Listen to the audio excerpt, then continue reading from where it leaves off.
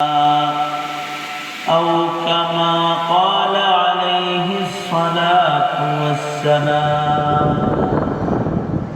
اللهم صل على محمد وعلى آل محمد كما صليت على إبراهيم وعلى آل إبراهيم إنك حميد مجيد اللهم بارك على محمد وعلى آل محمد كما باركت على إبراهيم وعلى آل إبراهيم বিশ্ব দরবারে কালিমাতুর শপথ যে মহান রব্বুল আলামিন অত্যন্ত দয়া করে মায়া করে ভালোবেসে রহমতি বরকতি জান্নাতের টুকরা বাগানে উম্মতের উলামায়ে দ্বীনদের সোহবতে আল্লাহ তাআলা আমাদেরকে আশার বসার তৌফিক দান করেছেন। কালিমাতুশ শুকর শুকরিয়া আদায় করি জবান খুলে ভক্তি ভরে সমস্বরে আওয়াজ করে মহব্বতে সকলে বলুন আলহামদুলিল্লাহ। বিকাল থেকে ওলামা হযরতগণ অত্যন্ত কিমতি বয়ান আপনাদেরকে শুনাইছেন। আজকের মাহফিলের অতিথি মেহমানরাও গুরুত্বপূর্ণ কথা আপনাদের সামনে রেখেছেন। আমি সর্বশেষে বরকতের নিয়তে কোরআনে হাকিমের অধিক পঠিত ও তিলাওয়াতকৃত একটি আয়াতে কারিমা নবীজির হাদিসের অংশ এগুলো আপনাদের সামনে পেশ করেছি। এগুলোকে সামনে করে খুব সংক্ষেপে কিছু কথা আপনাদের সামনে বলবার ইরাদা রাখি। আল্লাহ তাআলা কিছু উপকারী কথা আপনাদের কানে পৌঁছায় দেওয়ার তৌফিক দান করেন। আপনারা দোয়া করুন, বলুন আমিন। আমাদের জন্য আমাদের ঘরে সবচেয়ে বড় সম্পদ হলো মানব সম্পদ। সমাজের সবচেয়ে বড় ধন হলো মানব সম্পদ। সৃষ্টির শ্রেষ্ঠ হলো মানব সম্পদ। মানব সম্পদের উন্নয়ন এটা সবচেয়ে দামি উন্নয়ন। মানব সম্পদ উন্নয়নের জন্য আল্লাহ তাআলা যুগে যুগে নবী রাসূল প্রেরণ করেছেন। মানব সম্পদ যদি ভালো থাকে তাহলে মানুষ এত দামি সম্পদ যে একজন ভালো মানুষ জমিনে থাকলে আল্লাহ তাআলা কিয়ামত সংঘটিত করবেন। সুবহানাল্লাহ। যতক্ষণ জমিনে বসে একজন মানুষ বলবে আল্লাহ আল্লাহ আল্লাহ আল্লাহ লা তাকুমুস সাআহ, কিয়ামত হবে না। তাহলে মানুষ কত বড় সম্পদ। তবে এই সম্পদটা যদি যেমন দামি সম্পদ মানুষ, তেমন এটা খারাপ হইলে সবচেয়ে নিকৃষ্ট হয়। খাবারের ভিতরে ভালো খাবার যদি পচে যায় এটা বেশি নষ্ট হয়। ভাত পচা ভাত খাওয়া যায়, এটাকে আবার খিচুড়ি বানানো যায়। এই 2-3 দিন আগে আমার বাসায় কিছু ভাত বানতাম, বিবি সাহেবরা মনে করছে কি এটাকে আবার খিচুড়ি বানাইছে। খিচুড়ি বানায় সকালবেলায় গরম খিচুড়ি খাইতে দিচ্ছে। আমি বললাম খিচুড়িতে এইরকম লাগে খিচুড়ি, কিন্তু এটা পচা রকম খিচুড়ি। ভাত ওইটাকে লোক খাওয়া যায়, কিন্তু বিরিয়ানি যদি পচে যায় এটা কিন্তু খাওয়া যায় না। এটার কোনো প্রসেসিং করা যায় না। মানব সম্পদ শ্রেষ্ঠ সম্পদ। একজন মানুষের জন্য আসমান জমিন সব আল্লাহ তাআলা ঠিক রাখবেন, কিন্তু মানুষ যদি পচে যায় নষ্ট হয়ে যায় তাহলে এই মানুষটা নাজাসুল আইন, শুয়োর কুকুরের চেয়ে বেশি নিকৃষ্ট হয়ে যায়। আল্লাহ পাক বলেন উলাইকা কাল আনআমি বাল হুম আযাল, তার মানে মানুষ পচে গেলে এটা শুয়োরের মতো। বাল হুম আযাল, বরঞ্চ এটা কুকুরের চেয়ে বেশি নিকৃষ্ট। কারণ শুকর তো নির্ধারিত গণ্ডিতে নাপাক ছড়ায়, কিন্তু মানুষ যদি খারাপ হয় তাহলে ওর নাপাকি সারা দুনিয়াতে ছড়ায়। যেমন কাদিয়ানি নাপাক মানুষ, ওর খারাপই শুধু কাদিয়ান গ্রামে আছে না সব জায়গায় গেছে? কথা কন না কেন, জোরে আওয়াজ করে বলেন। যেমন হাসিনা একজন মানুষ, কিন্তু এর খারাপই সারা দেশ জুড়ে ছড়ায় গিয়েছে, ঠিক না? মানুষ যদি খারাপ হয় তাহলে এর খারাপিটা সারা জমিনে ছড়ায় যায়। এ কারণে খারাপ মানুষ বেশি ভয়ঙ্কর, খারাপ মানুষ বেশি ভয়ঙ্কর। ভালো মানুষ সবচেয়ে বড় রহমত, যে কিয়ামত হবে না। আর নিকৃষ্ট মানুষ সবচেয়ে বড় গাদ্দার, সবচেয়ে বড় অশান্তি। নিকৃষ্ট মানুষ যদি কোনো ঘরে জন্মগ্রহণ করে তো ঘর নষ্ট হয়ে যায়। নিকৃষ্ট মানুষ যদি সমাজপতি হয়ে যায়, সমাজ নষ্ট হয়ে যায়। আর নিকৃষ্টরা যদি রাষ্ট্রের প্রধান হয়ে যায়, দেশ নষ্ট হয়ে যায়। এ কারণে মানুষ, ভালো মানুষ দরকার। মানুষ কি দরকার বলেন? কি মানুষ দরকার? ভালো মানুষ দরকার। ভালো মানুষ দরকার সর্বক্ষেত্রে। আমাদের ঘরে, আমাদের সমাজে, আমাদের রাষ্ট্রে, সব জায়গায় কি মানুষ দরকার? ভালো মানুষ দরকার। আওয়াজ করে বলেন, কি মানুষ দরকার? ভালো মানুষ দরকার। আমাদের সংসারে, আমাদের ঘরে যে মানুষগুলো নতুন নতুন আহে, এইগুলা কে দেয়? ধরে বলেন তো, বুঝে থাকলে আওয়াজ। আপনার বুবা কেউ আছেন এখানে? কেউ বুবা আছেন? তাহলে আমরা কথা বলবেন। আর আপাতত ফোন টিপে দিবি, ফোনে কথা কাটবি, একটু বন্ধ করেন। আমি তো আমার ফোন বন্ধ করে গাড়িতে রেখে আসছি, আপনাদের সাথে কথা বলবার জন্য ফোন রেখে আসছি। কারণ আমি যদি ফোন খোলা রাখি, আপনারা আমার কথা শুনতে পারবেন? হ্যাঁ, কি করেন? ফোন দেব না। এই কারণে কমাস কম কিছু সময় মন দিয়ে কিছু শুনলে এটা অনেক দিন স্মরণ থাকে। এই জন্যে একটু তাওয়াজ্জুহ এই দিকে। আমার লম্বা ওয়াজ করার কোনো এরাদা নেই, আর যোগ্যতাও নাই, এরাদাও নেই। এরাদা নেই এর জন্যে আমি তো সারাদিন কথা বলি, সারা রাত কথা বলি। সকাল থেকে কথা শুরু হয় আর রাত একেবারে ঘুমের আগ পর্যন্ত, 12টা-1 পর্যন্ত কথা চলতে থাকে। এ কারণে আমি বেশি কথা বলতে বলতে আমি চিত্ত বিরক্ত হয়ে যাই অনেক সময়। এ কারণে কথা লম্বা না, কথা ছোট করে বলতে হবে। কিন্তু আমার কথাগুলো খেয়াল করে শুনলে আপনার অনেক দিন স্মরণ থাকবে। তা আমি বুজুর্গদের একটি ছোট্ট সবক আপনাদের সামনে তাকরার করার এরাদা করেছি। তা আপনারা তাওয়াজ্জুহ এই দিকে রাখেন, খেয়াল করে কথাগুলো শোনেন, তাইলে আমারও ভালো লাগবে, আপনাদের শুনেও আপনাদের স্মরণ থাকবে। আল্লাহ তাআলা মজলিসের আদব রক্ষা করার তৌফিক দান করেন, আমিন বলেন। আপনারা সবাই কথা বলতে পারেন তো? বোবা টোবা কোনো নাই তো? এনে বোবা আছেন কেউ? কথা বলতে জোরে আওয়াজ করে দিতে পারেন, চিল্লাইতে পারেন আপনারা? জোরে কথা বলতে পারেন? মাশাআল্লাহ, তাহলে তো খুব ভালো হয়েছে। তাহলে বুঝে থাকলে এবার বলেন, আমাদের ঘরে যে সন্তান সন্ততিগুলো জন্ম হয়, এগুলো দেন কে? আরো ইমানটাকে স্বচ্ছ করি, নিজের প্রজন্মকে ইমান শিখাই। কবর মাজার কোন সন্তান দিতে পারে? খাজা বাবা সন্তান দিতে পারে?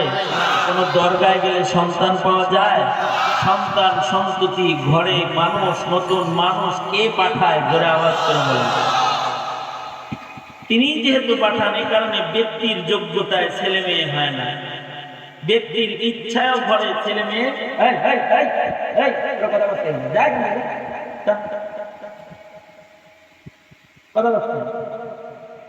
আমি কিন্তু এলাকায় ডেলি আসি, আমি আজকে মরে গেলে আজকে আমার শেষ মাস। আমার কাছে একটা ছোট্ট মাহবুবের অনেক মূল্য, কারণ আমি আজকে যদি মারা যাই, আমি তো হাসিনার জেলখানা একবার মরছিলাম আদা মারা। এখন যে বাচ্চা আমি কথা বলতেছি, আমি প্রত্যেকটা মাহবুবের সময় মনে করি যে এটা আমার শেষ মাহবুবের ছিল। মানে আমার মাহবুবের অনেক কদর আমার কাছে। তোদের যাদের আমার মাহবুব কদর নাই, তোরা চলে যা, বাড়ি চলে যা, তোদের আটকে কথা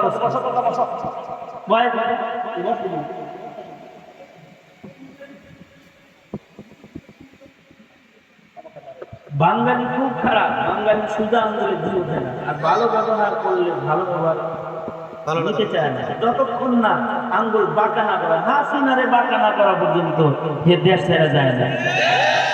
বাঁকা করা হয়েছে, এই দিন দেশ ছেড়ে গেছে। সুতরাং আমরা কিন্তু আসলে সুজাই রাখতে চাই, বাহা করতে চাই না। এই ব্যবহারটা করতে চাইছিলাম না, রাগ হয়েছে, রাগ হয়ে মাফ করে দিন। আর যদি বেশি রাগ হয়ে যায়, আপনি একটা খারাপ ব্যবহার করে আনেন। অসুবিধা নেই, আমি মাফ করে দিছি। আমি মোট পর্যন্ত আমার সাথে যারা খারাপ ব্যবহার করবো সবাই মাফ করে দিচ্ছি। আমি যখন জেলখানা থেকে বের হই, জেলখানার বাইরে এক পাও ভিতরে এক পাও দাঁড়ায় দিচ্ছি, আমি দাঁড়ায় দিচ্ছি। পুলিশ আমাদের ধাক্কা বাইরে না লাগে, আমি দাঁড়ায় দিচ্ছি, আমি কাম করতেছি পরে কি কাম করেন আমি দোয়া করলে দোয়া করে বেরোতে। তার ভিতরে একটা হলো, আল্লাহ আমি তোমার বান্দাদেরকে মাফ করে দিলাম যারা আমাকে কষ্ট দেয়, বিনিময়ে তুমি আমাকে মাফ করে দিও। ইল্লাহ কিন্তু হাসিনা দিয়ে জেল দেখা যায়, এটা মাফ করতে পারতেছে না। আল্লাহ তুমি আমাকে মাফ করে দিও। ও যে আলেমদের উপর অত্যাচার করেছে, বিচার তোমার কাছে চাই গেলাম, জেল যেতে দেয়। যখন বের হই, রমজান মাস, রোজার মাসে গ্রেফতার হয়েছি, রোজার মাসে বাইরেছি, এই কথা কয়ে তারপরে তো করে মাফ করে দিচ্ছি হাসিনা দ্বারা। সুতরাং কথা দিলে গাড়ি দুটো দিলে দিয়ে দিই, সমস্যা নেই, কোনো গুণ হয় মনে করে, এই কারণে আমি মাফ করে ভাগে কাজে। সুতরাং আমি কয়েকটা কথা বলে একেবারে মানে আকিবাই যা কইছে পুরা কোনো ওয়াজ লাগে না। তারপরেও বৈশাখী যেহেতু করছি, হাত তোলেন, নাড়াচাড়া দেন দেখি, আপনারা তো অ্যাক্টিভ পজিশন, মাশাআল্লাহ। জোরে জবান খুলে বলেন সুবহানাল্লাহ, আওয়াজ করে বলেন আলহামদুলিল্লাহ, বলেন লা ইলাহা ইল্লাল্লাহ, আল্লাহু আকবার, আল্লাহু আকবার। এই যেমন আমার সাথে ছিলেন, এইভাবে আমার সাথে অল্প সময় থাকে। তা আমি যেটা বলতেছিলাম, মানুষ খারাপ হইলে পরে এটা সবচেয়ে নিকৃষ্ট মানুষ যেন ঘরে না আসে, এই কামনা। কারণ ঘরে মানুষ পাঠায় কে? বিয়া করলে কি ছেলে হয় না? না, নয় কোনদিন ছেলে বিয়া হইব ছেলে হয় না। আমার এক সাথী, এর 7 নাম্বার মেয়ে কয়দিন আগে, সে প্রতি বছরই দোয়া চায়, ভাই এবার চান্স না একটা ছেলে দিন। এই দোয়া আমার মনে হয় যে 5 বছর যাব, 2 মেয়ে ওর মধ্যে এই দোয়া যে ভাই হয়ে যাইতেছেন কাবা ধরে ঢুকে আমার জন্য। কিন্তু হ্যাঁ 7 নাম্বার হয়েছে কয়দিন আগে। ছেলে মেয়ে দেয় কে? ধরে বলেন আল্লাহ। আবার অনেকের ঘরে মেয়ে নাই, শুধু ছেলে, দেখে আল্লাহ। আর অনেকের কবিরাজ বাইত্যা খাওয়াইলো, বাচ্চা হয় না, দেয় না, বঞ্চিত রাখে কে? চিল্লায় আল্লাহ। এটা কিন্তু ঈমান। এই ঈমান যদি থাকে তাহলে 11 মেয়ে হইলেও বউ তালাক হবে না। 2 মেয়ে 3 মেয়ে হয়েছে যে বউরে ছাইরে যারা বিয়ে হচ্ছে, তার মানে হলো তাকে মেয়ে দান করতেছেন কি তার বউয়ে না আল্লাহ? ঘরে আওয়াজ করে বলেন কে দিতেছে? যার যে হইতেছে না, এটা কার ফয়সালা? অনেক স্বামী স্ত্রীর বন্ধনে বাচ্চা কাচ্চা নাই, তাতেও বিবাহের বন্ধন ছিন্ন হয় না, কারণ বাচ্চা দেন না কে? ইচ্ছা করলে তিনি বন্ধাকে বাচ্চা দিতে পারেন না? হযরত জাকারিয়াকে ইয়াহইয়া দান করছেন কে? বিয়া ছাড়া হযরত মরিয়মকে পেটে ঈসা আলাইহিস সালাম দান করছেন কে? জোরে আওয়াজ করে বলেন আল্লাহ। সুতরাং আমাদের ঘরে যত সন্তান হয়, এগুলো নতুন নতুন মানুষ আসে, এটি পাঠায় কে?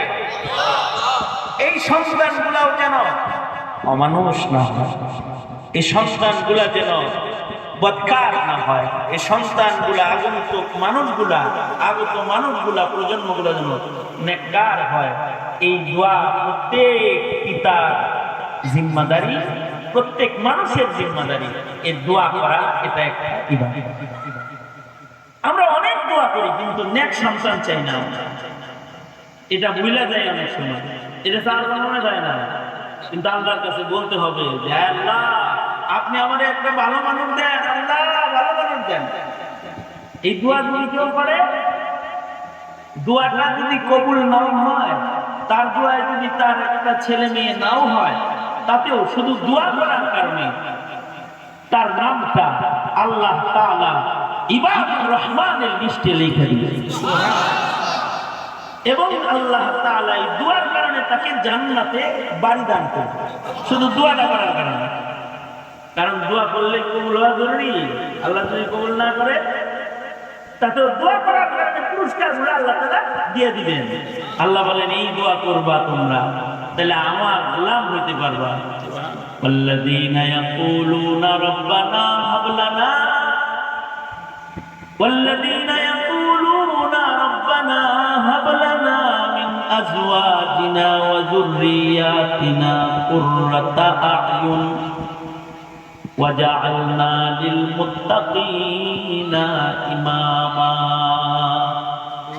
আল্লাহ বলেন আমি রহমানের গোলাম তারা যাদের একটা গুণ এটা যে তারা আমার কাছে বলে ওগো আল্লাহ আপনি আমার নসলে আমার বিবি থেকে আমাকে এমন সন্তান দান করেন যে সন্তান আমার চক্ষু শীতল করবে, যে সন্তান দেখলে আমার চোখ জোড়াবে। ওগো আল্লাহ এমন সন্তান আমাকে দান করেন যেটা নেককারদের সর্দার হবে। তার মানে ওগো আল্লাহ যে সন্তান আমার দুঃখ দেয় কষ্ট দেয়, যে সন্তান আমার চোখের অশ্রু ঝরায় এমন সন্তান আমাকে দিবেন না। যে সন্তান চাঁদাবাজ হয়, জেনাকার হয়, মদখোর হয়, ঘুষখোর হয়, সুদখোর হয়, বেঈমান হয়, এমন কোন বদকার আমার খানদানের ভেতরে ও মাওলা আপনি আমার খানদানের দুষ্ট লোক দিবেন না। আপনি আমার খানদানের ভেতরে পাঠাইবেন নেককারদের সর্দার।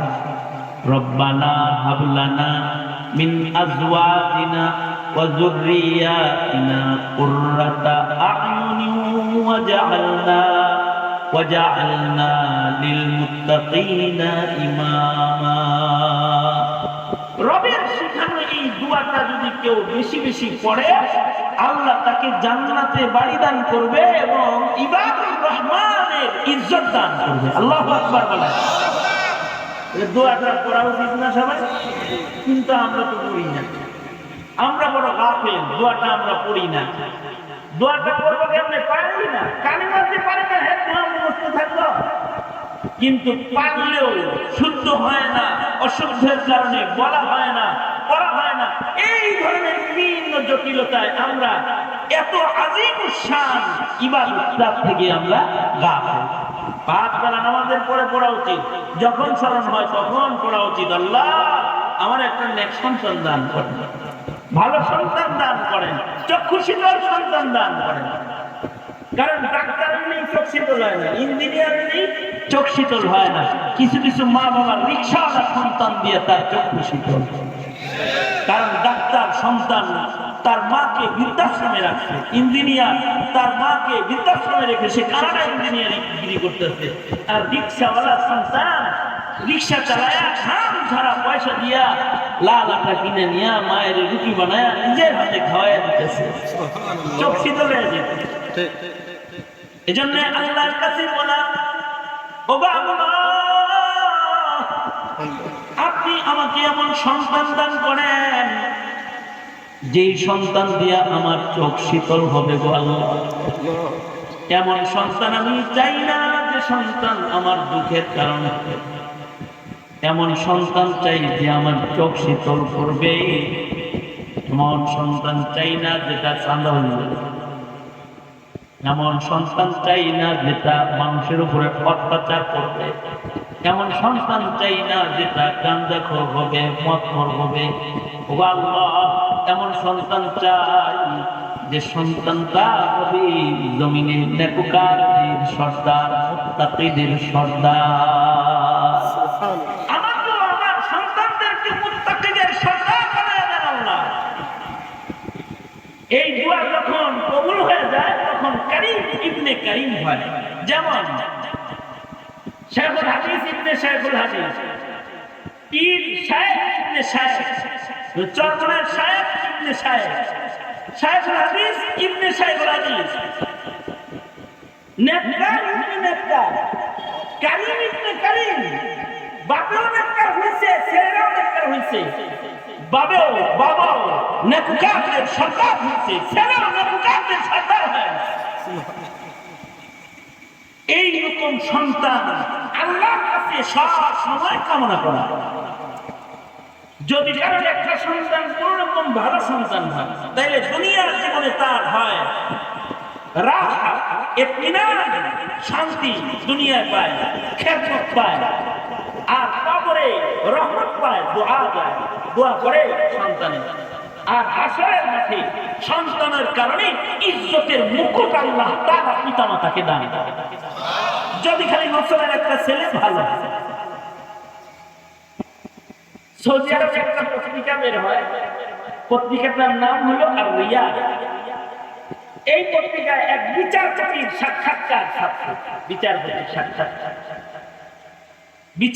সাক্ষাৎকার দিতে যায়, নিজেও কাঁদছে, গোটা সৌদি আরব কাঁদছে। বিচারপতির সাক্ষাৎকার কেন দিল? সে সাক্ষাৎকার দিয়ে বলছে যে আমাকে রিয়াদের বিচারের মঞ্চে একটা বিচার আমাকে কাটাইছে, এত কাটাইছে যে আমি চোখের পানি থামাতে পারতেছি, এরকম কান্না কাঁদছি। তাই আমি আমার কান্নার ইতিহাসটা সবাইকে জানাইতে চাই। বিচারপতির সাক্ষাৎকারে বলতেছে যে আমি একজন বিচারপতি, আমার কাছে একটা মামলার কাগজ আসছে। মামলাটা করছে ছোট ভাই বড় ভাই নামে মামলা করছে। আমাদের দেশে যদি ছোট ভাই বড় ভাই নামে মামলা করে তাহলে মামলা হয় এরকম, মাননীয় আদালত আমার বড় ভাই আব্বারে বোলায় বোলায় জমিন লয়ে গেছে, মাননীয় আদালত আমার মাকে ঘুমের পরীক্ষায় টিপলে জমিন লেখি হয়ে গেছে। এই ধরনের মামলা মোকদ্দমা আমাদের দেশের ছোট ভাইরা আদালতে বড় ভাই নামে দেয়। কিন্তু বিচারপতি বলে আমার কাছে একটা আশ্চর্য মামলা এসেছে। মামলাটা হলো ছোট ভাই বড় ভাইয়ের নামে আদালতে মামলা দিয়ে বলতেছে, মহামান্য আদালত, আমরা দুইটা ভাই, আমাদের বাপ নাই, আমাদের একমাত্র ধন হলো আমাদের মা, কিন্তু আমার মা অসুস্থ রোগী, বিছানায় পড়ে আছে, কখনো কখনো বিছানায় পেশাব পায়খানা করে। আদালত, আপনার কাছে মামলা হলো আমার বড় ভাই আজ 17 বছর যাবৎ একা একা আমার মার খেদমত করে। আমি বারবার আমার মাকে আমার ঘরে আমি আনতে চাই, কিন্তু বড় ভাই মাকে আমার ঘরে দেয় না, আমার খেদমত করার চান্স দেয় না। মহামান্য আদালত, আমি জানি আল জান্নাতু তাহতা আকদামিল উম্মাহাত, সন্তানদের জান্নাত মহান আল্লাহ মা পায়ের নিচে রেখেছে। ও আদালত, বড় ভাই জানি একা একা জান্নাত খুলে যায়, আমার মারে খেদমত করতে আমার ঘরে একটু দেয় না। আমি আমার জান্নাতটা নিতে, আমি আমার মায়ের খেদমতের অধিকার প্রতিষ্ঠা করার জন্য আদালতে মামলা করলাম। ইনসাফ চাই, আমিও সন্তান, মার খেদমত করার অধিকার চাই। এইটা হলো আজব মামলা যে ছোট ভাই বড় ভাই মামলা করছে, মার খেদমত করতে দেয় না আমারে। আদালত বলে আমি ছোট ভাই ও বৃদ্ধা মা বড় ভাই এদেরকে আদালতে তলব করলাম। আদালতে তলব করলাম, ছোট ভাইরে বললাম বড় ভাই মানুষের মামলা দেয়। সে কয় দেব না, আমার টাকা পয়সা বেশি, আমার বাড়ি বড়, আমার ইনকাম বেশি, আমার গায়ে শক্তি বেশি, আমি আমার মার খেদমত করবো। একা একা খেদমত করে আমার মার দেয়। বড় ভাইকে জিজ্ঞেস করলাম, তুমি তোমার ছোট ভাইকে তোমার মাকে দাও না কেন? বড় ভাই কয়, মহামান্য আদালত, আমার মা বৃদ্ধা, আমার মা অসুস্থ রোগী, কখনো কখনো বিছানায় পেশাব পায়খানা করে দেয়। আমি একা একা 17 বছর যাবৎ পেশাব পায়খানা সাফ করতে করতে এগুলো আমার কাছে আর বন্ধ লাগে না। ওর ঘরে জন্য দিই না। ছোট মানুষ যদি ও কষ্ট পায়, আর যদি মার খেদমতে কোনো ত্রুটি হয়ে যায়, তো বৃদ্ধা মা আমার কষ্ট পাবে। এই কারণে ওরেও কষ্ট দিতে চাই না, মারেও কষ্ট দিতে চাই না, তাই নিজে একা একা খেদমতটা করে যাই। আদালত বলে, দুনো ভাইয়ের কথা শুনি না, আমি কিং কর্তব্য বিমূঢ় হয়ে গেছি। কি করবো আমি? তার মাকে আদালতে দাঁড় করায় বললাম, ও মা, তোমার দুই সন্তানই তোমার নিতে চায়, কিন্তু তুমি তো এক জায়গায় থাকলে অসুস্থ রোগীর সুবিধা, তুমি কার ঘরে থাকতে চাও? মা, তোমার কাছ থেকে এক সন্তানের নাম যদি উচ্চারিত হয়, তার নামটা আদালতে লেখা বিচারটা শেষ করে দেবে। আদালত মাকে কথা বলতে বললেন, মা একবার করবার দিকে চায়, একবার চলবার দিকে, একবার বড় ছেলের দিকে, একবার ছোট ছেলের দিকে তাকায়। বড় ছেলের দিকে তাকাইলে বড় ছেলে কান্দে, কয় মা শেষ, খেদমতটা আমার আবার বাদ দিও না তুমি, আদালতে আমার নাম বাদ দিও না। আর ছোট ছেলে বলে, মা আমি কি তোমার পেটে ছিলাম না? আমি কি তোমার পেট থেকে ছিলাম? তুমি কি আমাকে ছোটবেলায় পাঁচজনে দুধ খাইছ? আমার কি হক নাই? আমার হকটা আমারে দাও। মা সন্তানদের দিকে তাকায় তাকায় ফেল করে খালি কান্দে, কথা বলতে পারে না। আদালত বলে, মা কোনো সন্তানের নাম কি উচ্চারণ করবেন না আপনি? মায়ের কয়েক মহামান্য আদালত, দুনিয়ার আদালতে দুই ছেলের যে কোনো একজনের নাম উচ্চারণ করে আমি আর এক সন্তানদের আদালতে খাটো করতে চাই না, কারণ আমার দুটো সন্তান হীরার টুকরা, আমার কাছে দুটোটাই সমান দাম। আপনি বিচারটা করে দেন শরীয়ত আদালতের দৃষ্টিভঙ্গিতে। আদালত বলে, আমি তখন বড় ভাইকে বললাম, দীর্ঘদিন খেদমত করছো তুমি, তুমি অসুস্থ, তোমার ইনকামও কম, এবারের জন্য খেদমতের সুযোগটা তোমার ছোট ভাই তোমার মাকে দিয়ে দিলাম। কিন্তু ছোট ভাই, তুমি বড় ভাইয়ের কাছে মা চাইলে বড় ভাই না দিয়া তোমাকে কষ্ট দিয়েছে। তোমার দরজায় যদি তোমার বড় ভাই কখনো তোমার মাকে বিচার দিনের জন্য নিজের ঘরে নিতে চায়, বাধা দিবা না, বলে মাটাকে বড় ভাইয়ের ঘরে দিয়ে এসে। আদালত বলে, এই রকম একটা মর্মস্পর্শী বিচার করার পরে ভাবলাম কাহিনীটা দুনিয়ার মানুষকে শোনায় দেই, কারণ এইরকম নেক সন্তান ঘরের ভেতরে দুইজনও লাগে না। কারোর ঘরের যদি এমন একটা নেক সন্তান হয়ে যায়, আহারে দুনিয়ার সব ঘরে ঘরে যদি এমন সন্তান হইতো, তাইলে মা বাবার বৃদ্ধাশ্রমে দিতে সন্তান থাকতে কোনো মাকে বাবাকে ভিক্ষা করতে হইত না। সন্তান মাতা পিতার কষ্টে সন্তান এত দূরে গা ফেলে থাকে যে মা বাবা দরজা বন্ধ করে কান্নাকাটি করতে হয়। এমন দুঃখের দিন কোনো মা বাবার কাটাইতে হইতো না যদি ঘরে ঘরে এমন ন্যাক সন্তান মা বাবারা পাইত। আমি একটু আগে যে মাহফিল থেকে আসলাম, এই মাহফিলে এই দেশের একজন প্রথিতযশা শেখ হাদিস ওখানে বয়ান করতেছেন আমার পরে, নাম বললে আপনারা চিনে ফেলবেন। কিন্তু তিনি আমার জানা মতে 21 বছর যাবৎ তার বাবা বিছানায় পড়া, 21 বছর হয়ে গেছে। তার মা মারা গেছে আরো 4 বছর আগে, 3 বছর আগে। আমার জানা মতে এই শাইখুল হাদিস সন্তান সকাল বেলায় নিজের বাবার পেশাব পায়খানা নিজের হাতে সাফ করে বাবাকে নিজের হাতে খানা খাওয়ায় মাদ্রাসায় যায়, আবার সন্ধ্যাবেলায় নিজের বাবার পেশাব পায়খানা ক্যাম্পাস পরিষ্কার করে বাবারে রাইখা বাইরে আসে, মাহফিলে যায়, মাহফিল থেকে ফেরত যায় আগে ফজরের আগে নিজের বাবাকে পরিচ্ছন্ন করে ফজরের নামাজ পড়ার জন্য কিবলামুখী করে বসায়। একদিন আমাকে মাদ্রাসায় ক্লাস করতে আসছে আর বলতেছে, ভাই এই জায়গাটা আজকে অনেক ব্যথা। আমি বললাম কেন, কি হয়েছে? আব্বার একটা পায়ে কিছু শক্তি আছে, তা আমি ধরতে একটু বয়স মানে কৌশলটা ভালো হয় নাই, তো আব্বা এত রাগ হয়েছে যে এই পা দিয়ে একটা লাফ দিতে মারছে আমারে, আমার কোমরে ব্যথা হয়ে গেছে। আমি বললাম বাবার লাফি খায়া কেমন লাগতেছে? সে বলে বাবার লাফি খাওয়ার পরে আমি বুঝতেছি ছোটবেলায় এমন কত লাফি বাবারে কোলে বসে বসে আমি দিচ্ছি। তা আমি বললাম আপনি কি বললেন তখন আপনার আব্বাকে?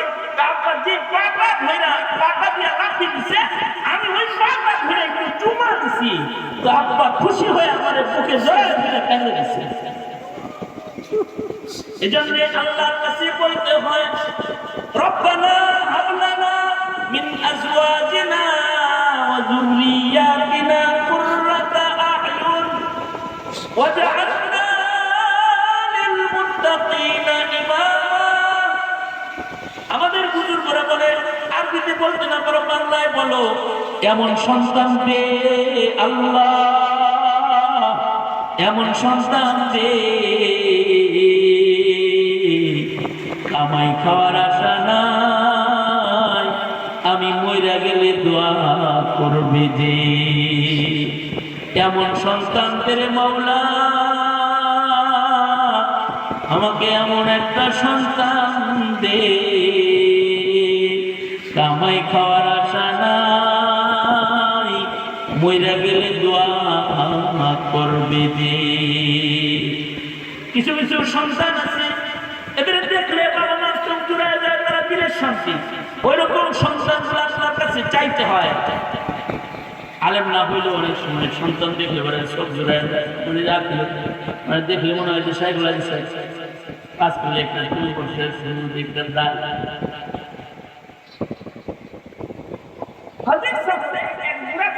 আমি থাকি চাচার মেয়ের জামাই আমার জন্য, আর চাচার জন্য নাস্তা নিয়ে চাচা কয় হুজুর এটা আমার ছোট মেয়ের জামাই।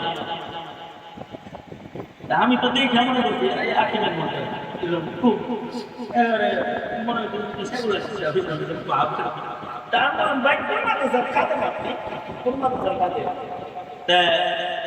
উনি তো লজ্জা পাচ্ছে, হুজুর আমি ইঞ্জিনিয়ার, আমি আলেম। তবে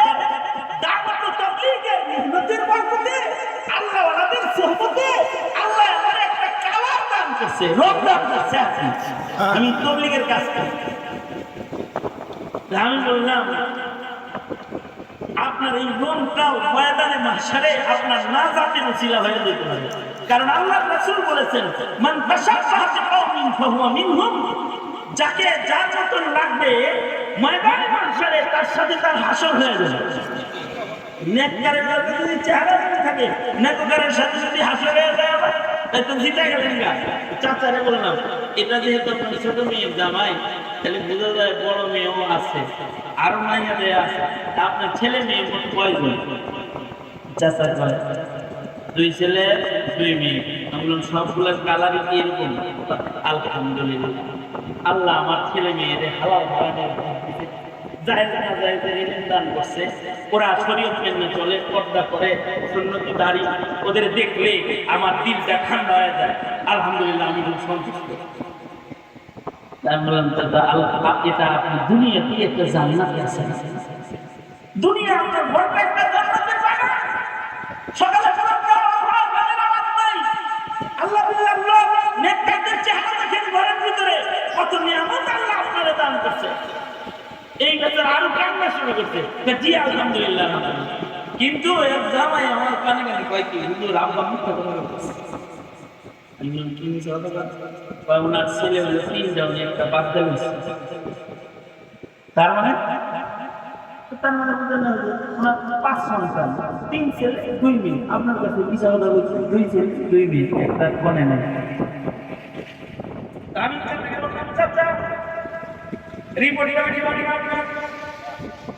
কারণ আপনি তো মিথ্যা কথা বলছেন। চাচা আপনি জানেন এটার নাম মক্কাতুল মুকাররমা, এখানে কোনো নেক কাজ করলে 1 লাখ গুণ বেশি হয়। যদি 1 লাখ নামাজ কেউ পড়ে তো লাখ টাকাদের সম্পদ। একটা মিথ্যা কথা বলে কিলোমিটার। আপনার সন্তান হলো 5টা, 4টা বললেন কেন? চাচা বড় হুঁশিয়ার। চাচা কয় হুজুর আপনাদের মুখে শুনছি সব সন্তানকে সন্তান হিসেবে গণনা করতে নাই। নূহ আলাইহিস সালাম যখন নিজের ছেলেকে আমার ছেলে বলে ডাকতেছিল, তখন কি আল্লাহ তাআলা বলে নাই ইন্নাহু লাইসা মিন আহলি, এই ছেলে তোমার আহাল না। তার মানে বদকার ছেলেরই গণনা করতে বাপের মানা করে আল্লাহ নিজে। কাবা শরীফের পাশে বৈশা একটা নাস্তিক মেজাজের ছেলের নিজের ছেলে হিসেবে কই না, মহান আদালতে কিবরিয়াতে আসামি হইয়া দাঁড়াইতে চাই না।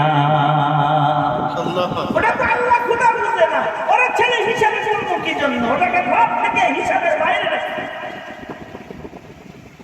আমি মাঝে মধ্যে বলি এই কথা, সন্তান যদি মানে আল্লাহ পাকের আল্লাহ রাসূলের ফরমাবরদার গোলাম না হয়, হুঁশিয়ার ইমানদার পিতার দমন ছেলের গণনা করা এটা মুসিবতের কারণ, এটা যেমন মুসিবতের কারণ, আমি এটাও বলি সমাজের সব মানুষের মানুষ হিসেবে চলতে হয় না।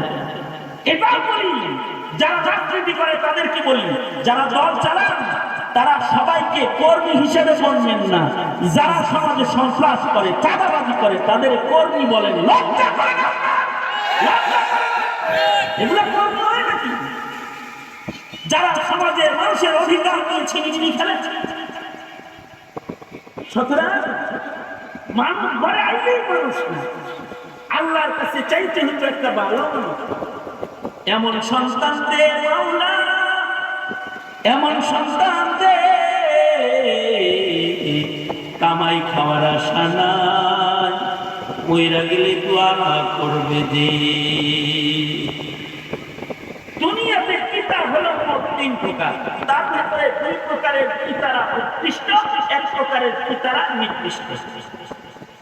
হযরত খানউদ্দিন এই কথাটা বললেই আমি আপনাদের কাছ থেকে বিদায় নিব আর বলবো যে আমরা এই প্রকারের বার্তা হই। কারণ আপনার ছেলেদের নষ্ট করার লেগে হাসিনা 20 বছর মেহনত করছে, পূজা শিখাইতে, গোমাতা শিখাইছে, কথা বলেন না কেন? 20 বছর মেহনত করছে না, ট্রান্সজেন্ডার শিখাইছে, ডারউইনের ভ্রান্ত মিথ্যা মতবাদ পড়াইছে, আর এক শয়তান তাড়াইছি ছাত্রদের রক্তের উপরে ক্ষমতায় বসে, আর এক শয়তান এখন যারা ক্ষমতায় আছে তারা আপনার সন্তানকে পূজায় পাঠাইতে না, আপনার ঘরকে পূজা মন্দির বানাইবার চক্রান্তে তারা লিপ্ত। তারা অলরেডি প্রতিবেদন জারি করেছে যে স্কুলে স্কুলে গানের শিক্ষক নিয়োগ দাও। তার মানে হলো অতি সত্বর আপনার ঘরটাকে হারমোনি আর ঘর বাংলার জায়গা বানাইবার চক্রান্ত তারা করতেছে।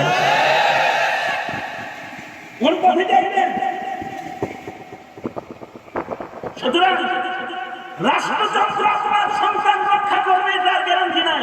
হ্যাঁ, গ্যারান্টি তখন হবে যখন এদেশে খেলাফত আলা মিনহাজিন নবুওয়াত প্রতিষ্ঠা হবে, সরকার যখন ইসলামের সরকার হবে, মুসলমানের ইমাম কেড়ে নেওয়ার ক্ষমতা তখন কোন শিক্ষাঙ্গনের বারান্দায় থাকবে না, থাকবে না তখন। তবে আপনার সন্তান যেটা আপনার ঘরে আছে, আপনি এখন পিতা হিসেবে 6 নম্বর পিতা হবেন। হযরত খানউদ্দিন বলেন পিতা হল 3 প্রকার। 1 প্রকারের পিতা হলো সন্তান জন্ম দিয়ে ছেড়ে দেয়, না শিক্ষা দেয়, না তালিম তরবিয়ত কোনো কিছু দেয়। ঢাকা শহরে যত বাবা করিয়া বা কর চিন্তাকারী আছে তাদের কীর্তি পরিচয় নেই। কোন পিতার পৌরুষে জন্মাইছে কিন্তু বাপেরা সন্তানের কোনো তরবিয়ত দেয় না, জায়গা দেয় না, শিক্ষা দেয় না, তাদেরকে রাস্তায় ছেড়ে দেয়। এরা হলো সর্বনিকৃষ্ট পিতা। আর একদল পিতা আছে যারা সন্তান জন্ম দেওয়ার পরে সন্তানদেরকে বেশি আদর করে, স্বর্ণের প্লেটে খাওয়ায়, ডুপ্লেক্স বাড়ি করে রেখে দেয়, ভালো গাড়ি দেয়, ভালো মোবাইল কিনা হাতে দিয়ে দেয়, ল্যাপটপ কিনে দেয়, এসি ঘর সন্তানদের সারা রাত অনলাইনে আড্ডা দেওয়ার জন্য সব কিছু করে। বিদেশের ভার্সিটিতে তাকে পড়ায়, তাকে শিক্ষা দেয়, কিন্তু দিন দেয় না। দিন না দেওয়ার কারণে এই সন্তানগুলো শিক্ষিত হয় বটে, কিন্তু এগুলো হয়ে যায় শিক্ষিত শয়তান, এগুলো হয়ে যায় শিক্ষিত চোর, শিক্ষিত ডাকাত, শিক্ষিত খুনি। বুঝে থাকলে বলেন তো, অশিক্ষিত চোর বেশি ভয়ঙ্কর নাকি শিক্ষিত চোর বেশি ভয়ঙ্কর? শিক্ষিত চোর। অশিক্ষিত ডাকাত বেশি ভয়ঙ্কর না শিক্ষিত ডাকাত বেশি ভয়ঙ্কর? শিক্ষিত ডাকাত।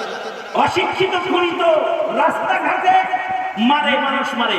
আর হাসিনার মতো শিক্ষিত খুনি যারা, তারা আইন প্রণয়ন করে কলমের খোঁচা দিয়ে তারা নতুন নতুন জুলুমের আইন বানায়, তারা রাজপথে হাজার হাজার মানুষকে তারা শহীদ করে ফেলে। এগুলো হলো শিক্ষিত জায়গা। তারা শিক্ষা দীক্ষার বৃদ্ধি করেও মানুষ হওয়ার শিক্ষা তারা পায় না। এরা হয় সমাজের হনুমানের দল, মানুষ পায় না।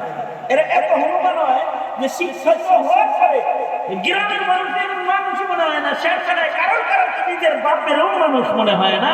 বন্ধুরা যদি বলে উনি কে, উনি তো আমার কাজের লোক রাখা, নিজের বাবাকে রাখার হিসেবে পরিচয় করায় দিতে দ্বিধাবোধ করে না। শিক্ষিত অমানুষের খাতায় এগুলোর নাম চলে যায়।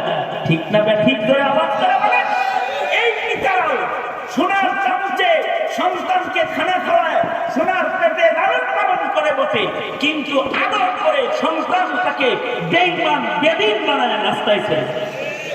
এরাও নিকৃষ্ট পিতা। আর এক প্রকারের পিতা আছে, সন্তানকে ভালো গাড়ি দিতে পারে না, কিন্তু তাদেরকে আদর্শ দেয়, আখলাক দান করে, তাদেরকে দিন দান করে। তখন সমাজের মধ্যেও এই সন্তানের কারণে পিতা সম্মানী, কবরেও সম্মানী, হাসরেও সম্মানী। তার ভাঙ্গা ঘরের সামনে দিয়া এলাকার মানুষ যায় আর কয় বৃষ্টি আসলে তার ঘরের ভেতরে পানি প্রবেশ করে ঠিক, কিন্তু ওর এই চাল ভাঙ্গা ঘরে মহান আল্লাহ দুটা সোনার টুকরা দান করছে, কখনো চোখ উঠায় রাস্তায় চাই। যদি আদর্শ সন্তান হয়, ভাঙ্গা ঘরে থাকলেও এই সন্তানের কারণে মা বাবা দুনিয়াতে ইজ্জতের মাকাম পেয়ে যায়। ঠিক না ঠিক করে এই যে সন্তানগুলা, এর জন্য আপনাকে দোয়াও করতে হবে, মেহনতও করতে হবে। সন্তানদেরকে দিন শিখানোর জন্য আলাদা মেহনত, সন্তানদেরকে তাওহীদ শিখাইবেন, সন্তানদেরকে রিসালাত শিখাইবেন, সন্তানদেরকে হিদায়াতের সাহায্য শিখাইবেন, সন্তানদেরকে বেহেশতে যাওয়া করাইবেন, হালাল হারাম শিখাইবেন, সন্তানদেরকে আকাবেরদের ইতিহাস পড়াইবেন, ইসলামের ইতিহাস পড়াইবেন, সন্তানদেরকে ইমানদারের পুরস্কার পড়াইবেন, সন্তানদেরকে গুনাহ করলে পরে কি ভয় কি ভীতি এটা দেখাইবেন। দিন শিক্ষা যদি একটা আদর্শ সন্তান জমিনের উপরে রেখে যান, তাহলে এটা হবে আখিরাতের ধন। আল্লাহর রাসূল বলেন, কেউ যদি আখিরাতের ধন একটা সন্তান রেখে যায়, তাহলে সে কবরে শুয়ে যায়, কিন্তু আওয়ালাদিন সালিহিন ইয়াদউ লাহু, এই সন্তানটা নেক সন্তান মা বাবার কবরে শুয়ে শুয়ে ইনকামের রাস্তা খুলে দেয়। সন্তানরা নেকির কাজ করে, কিন্তু এর একটা অংশ মা বাবার কবরে চলে যায়। সুতরাং প্রজন্মের সন্তানদের প্রতি যত্নশীল হইতে রাজি আছেন তো ইনশাআল্লাহ? এই রাজি আছেন তো ইনশাআল্লাহ? কারা কারা রাজি আছেন আপনাদের প্রতি? মাশাআল্লাহ, সুদা করেন নারায়ে তাকবীর, নারায়ে তাকবীর। বলে দি আল্লাহ, ওয়াদা করিতেছি আমরা আমাদের প্রজন্মকে রক্ষা করার মেহনত করব, দেশ রক্ষা করার মেহনত করব ইনশাআল্লাহ। উলামায়ে কেরাম যেখানে আমরা আছি সেখানে, উলামায়ে দ্বীন নাই যেখানে আমরা নাই সেখানে। আগামী 15ই নভেম্বর খাতমুনবুওয়াত সম্মেলন সোহরাওয়ার্দী উদ্যানে এশিয়ার সকল দেশ থেকে বড় আলেমরা হাজির থাকবে, আপনারা আমন্ত্রিত ইনশাআল্লাহ। কাদিয়ানীরা কাফের, কাদিয়ানীরা কি কাফের, এটা রাষ্ট্রীয়ভাবে হুকুমতের কাছ থেকে আদায় করে নিতে হবে। সামনের দিনে ভোট বাকি দিবেন, যারা কাদিয়ানীকে কাফের ঘোষণা করবে, যারা আপনার সন্তানের ইসলাম আর ইমানের নিরাপত্তা দিবে, যারা ইমানের নিরাপত্তা ইসলামের মূল্যবোধ রক্ষার নিরাপত্তা দিবে না, ভোটের বাক্স নিয়ে আসলে ঘাটটা ধরে বের করে দিবেন। কারণ আমরা আমাদের দেশে ইসলামের খেলাফ কোনো কিছু দেখতে চাই না। আল্লাহ তাআলা আমাদেরকে তৌফিক দান করুন। আমিন বলুন, জোরে বলেন আমিন। আর জোরে আওয়াজ করে বলেন আমিন। আমিন। সবাই ইস্তিগফার করেন, আস্তাগফিরুল্লাহ রাব্বি মিন কুল্লি যামবি ওয়া আতুবু ইলাইহি, লা হাওলা ওয়ালা কুওয়াতা ইল্লা বিল্লাহিল আলিয়্যিল আযীম। আস্তাগফিরুল্লাহাল্লাযী লা ইলাহা ইল্লা হুয়াল হাইয়ুল কাইয়্যুম ওয়া আতুবু ইলাইহি। আলহামদুলিল্লাহি রাব্বিল আলামিন।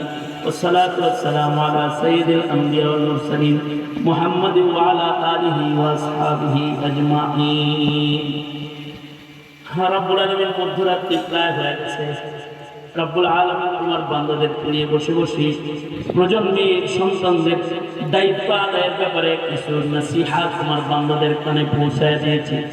তোমার বান্দারা হাত তুলে তুলে ওয়াদা করেছে প্রজন্মের সন্তানদের রক্ষণাবেক্ষণ তারা করবে, দ্বীন শিখাবে, ইসলামী মূল্যবোধ প্রতিষ্ঠার মেহনত তারা করবে।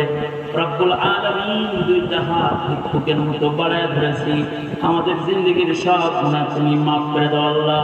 জেনে না জেনে অন্ধকারে আমার গোপনে প্রকাশ্যে যদি পাপাচার করেছি ক্ষমা করে দাও।